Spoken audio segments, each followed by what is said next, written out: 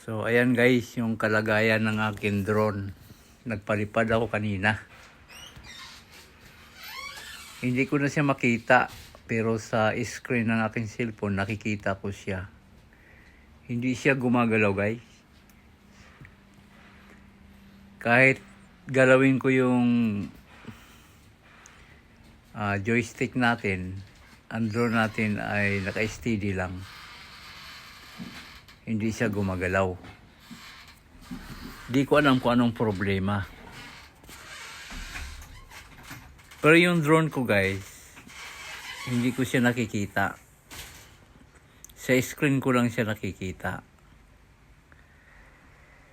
Tapos, nag-return home ako guys. Ganyan pa rin ang video niya. Ganyan pa rin ang kalagayan niya, hindi siya gumagalaw kahit nag-return home na ako. Ewan ko kung bakit. Kaya sobrang kabak ko. Kinabahan talaga ako. Kasi kabibili ko pa lang. Halos 2 linggo pa lang yung sa akin guys, yung drone ko na yan. Hindi ko alam kung nawalan ba siya ng signal. Ayan. Makikita ninyo dyan guys, maya-maya ay unti-unti yan siyang bababa. Nawala siya sa aking control. Hindi ko na siya makontrol. Hindi ko siya kayang pabalikin sa home. Hindi ko alam kung ano nangyari dyan. Kaya dahil ba baguhan lang ako, kaya nagkaganyan yan. In-update ko naman yun, yung kanyang home, tsaka yung kanyang mapa. At nakalibrate ko na rin yan. Pero ang nangyari, nawala siya sa aking control. Yan, ganyan lang siya guys. Kahit anong gawin ko. Palikuin ko siya pa kanan, pa kaliwa, pa diretso, pabalik. Wala talaga, hindi siya gumagalaw. Hanggat naabutan na lang siya sa pagkalubat guys. Naabutan siya ng pagkalubat. Kung inyo makikita dyan mamaya-maya, unti-unti yan siyang bumababa. Kasi nga, malulubat na siya. Hindi ko alam kung ano nangyari dyan. Ayaw mag-return home.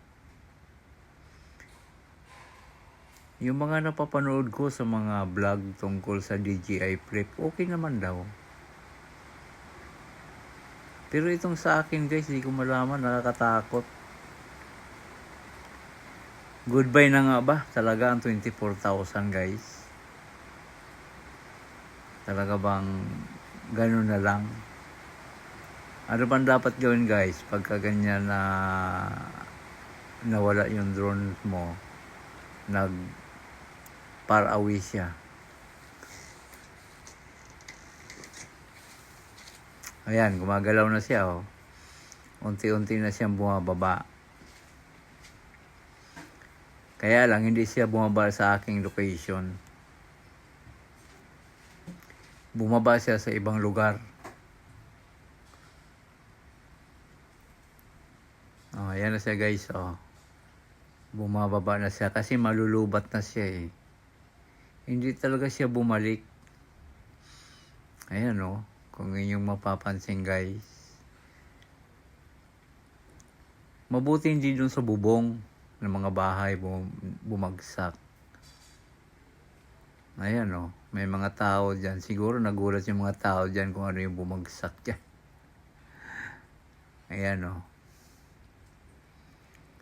Ayan.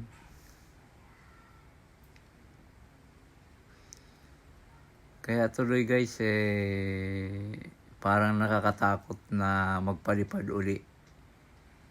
Halimbawa, bibili ka ng mamahaling mga drones. Tapos babagsak lang, mawawala. Nako, sayang yung pera natin.